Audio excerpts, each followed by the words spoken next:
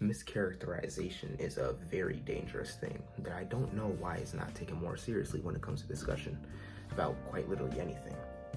A common misconception about Denji from Chainsaw Man is that he is like some sort of like pervert pedophile, when really he is just a victim of grooming. People seem to forget that if you read Chainsaw Man Part 1, at the very minimum, there are many instances where he was literally groomed to be the way that he is. He was taken advantage of, because people forget Denji is 16 years old.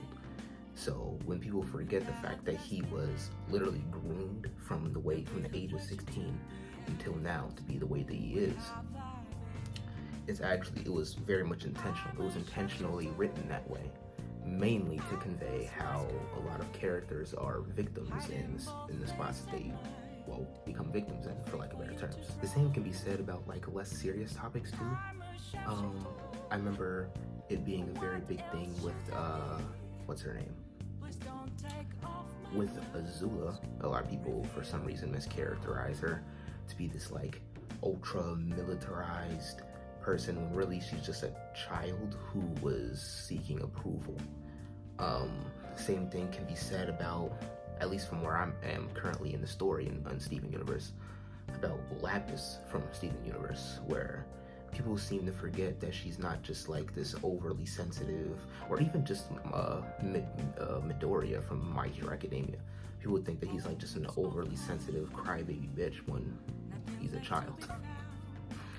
People forget that he's a child, and most actual kids who weren't brought up in, households that does not allow them to feel emotion, they're going to cry when dealing with adversity. Shit, adults cry. Having emotions is a very much human thing, and I think that's why the characters were written that way. In specific, Deku, because as I said before, he's once again a kid. There's gonna be some scenarios where he cries at some pretty cringy moments, but I'm pretty sure most teenagers in that type of environment would. That's just a very common thing. And a lot of people who read shonen are people who don't even pay attention to the story.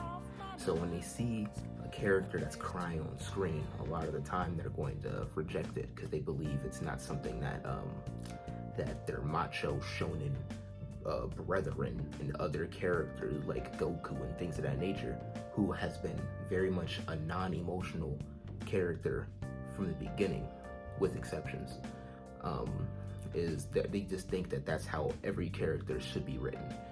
Hey, Editor Devin here. I wanted to specify something. I might have misspoke on what I meant about Goku. That nigga is not emotionless, and he never was. But that's what people interpret his character to be. I want to make sure that that's communicated correctly.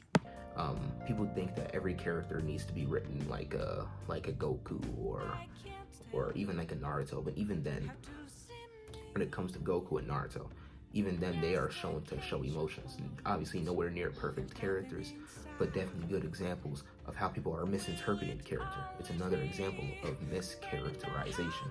In their personal life, they were told that being emotional just automatically resorts to you just being like a crybaby bitch, which is interesting to say the least. The main issue with this is that it affects all conversation that goes with any type of media, because it's not even just anime that deals with this.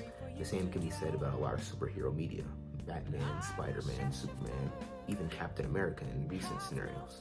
Due to recent political environments, there's federal agents around the entire country that are illegally taking people from their homes and doing a whole bunch of bullshit, modern day Yahtzeeism, for lack of better terms. And there's a post on TikTok that it was like, yo, these characters won't stand for it. It was saying Batman, Superman, Spider-Man, all these characters, and even Captain America.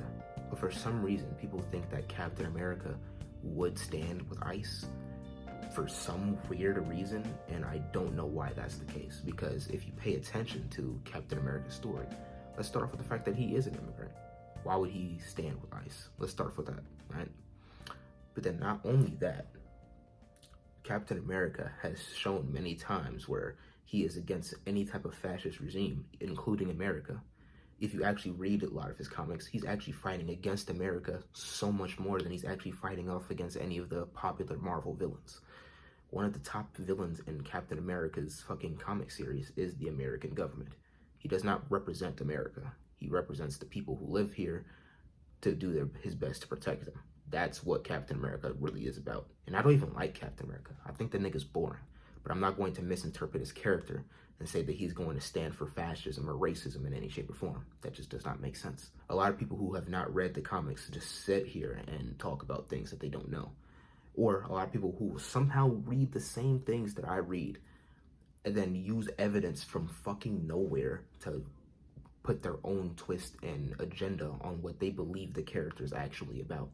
Same thing with Punisher. People think that Punisher would be for ICE, which is just not the case, because never once has he ever talked about fucking illegal immigration.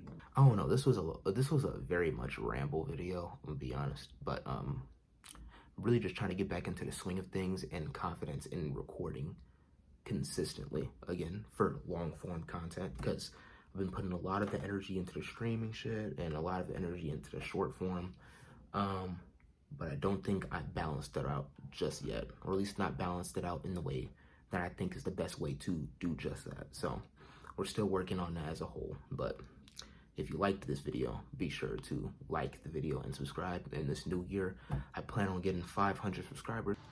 Editor Dev here again. I don't know why my ass keep lying when I'm recording these videos. 500 subscribers is not the fucking goal. 100K is, nigga. Is it delusional? I don't give a fuck. Eat my dick. Like, I don't know why the fuck this nigga keeps making these videos, and then for me, the editor Dev, to come in and consistently fact check this nigga. The nigga needs to write some shit down. It just requires y'all to actually engage with my video, including myself. I like to go back and watch some of my videos because I think I'm a pretty funny nigga. Let's hope that you think the same. So, with that being said, y'all have a good one.